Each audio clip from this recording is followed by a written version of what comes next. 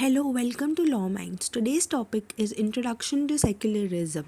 Secularism is the principle of separating the government from religious institutions. It ensures that all citizens are treated equally regardless of their religious beliefs. It was added in the Constitution of India by the 44th Amendment Act. The definition of secularism consists of three parts. First, separation of state and religion. Secularism involves the independence of the state from religious institutions, preventing religious bias in governance. Second, protection of religious freedom. It guarantees individuals' right to practice any religion or none without discrimination.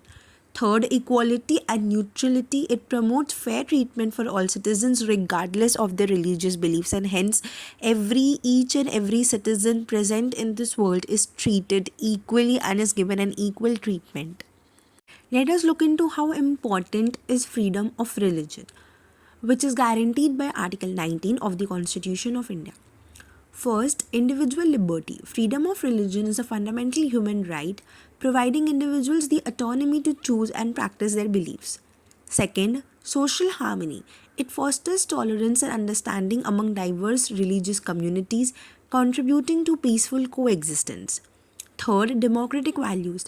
Respecting religious freedom reflects a commitment to democratic principles and human rights, and thus each and every individual has the right and personal liberty to choose their own and practice their own religion. Let's see how judiciary interprets secularism. First, case precedents. Judicial body interprets secularism through landmark cases, setting legal standards to ensure a balance between state and religion. And the landmark cases are the most important and provides as a base for determining the importance of secularism.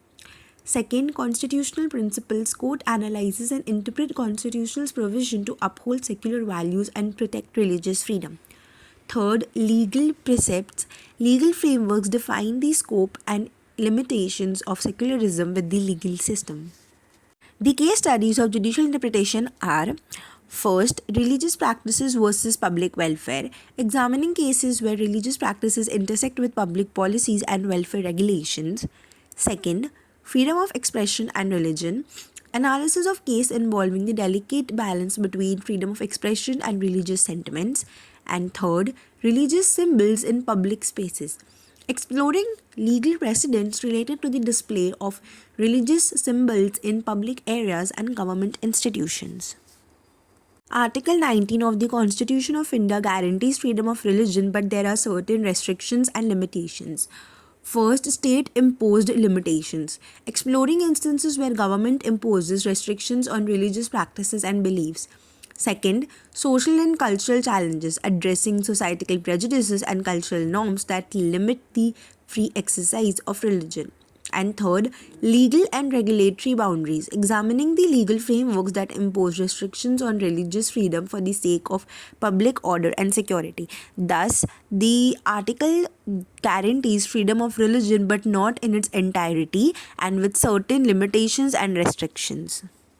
Certain examples of restriction on freedom of religion are discriminatory practices, cultural oppression, and persecution and harassment.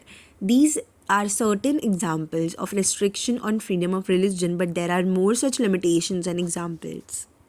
What are the impacts of restrictions on religious minorities? First, there is a psychological trauma. Restrictions can lead to psychological distress and anxiety within religious minority communities. Second, social exclusion. These constraints often result in the social and economic marginalization of minority religious groups.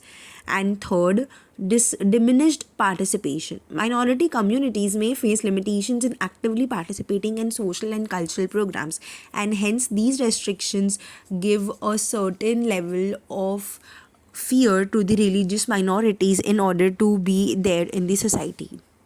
There are three main criteria as to how we can balance secularism and religious freedom. Ethical considerations, exploring the ethical dilemmas and maintaining a balance between secular governance and religious autonomy.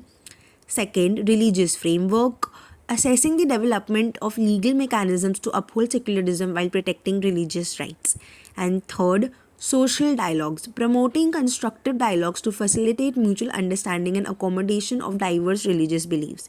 As you can see, the pie chart also shows that how secularism and religious freedom is balanced. Conclusion. Preserving pluralism, secularism should aim to uphold a diverse and inclusive society, respecting the multiplicity of beliefs and practices. It should protect the fundamental rights and ongoing advocacy, and hence, each and every religion is a kind of its own, and every citizen should be given the freedom to propagate and practice their own religion, but with certain restrictions in order to protect the minority and the secularity of the country.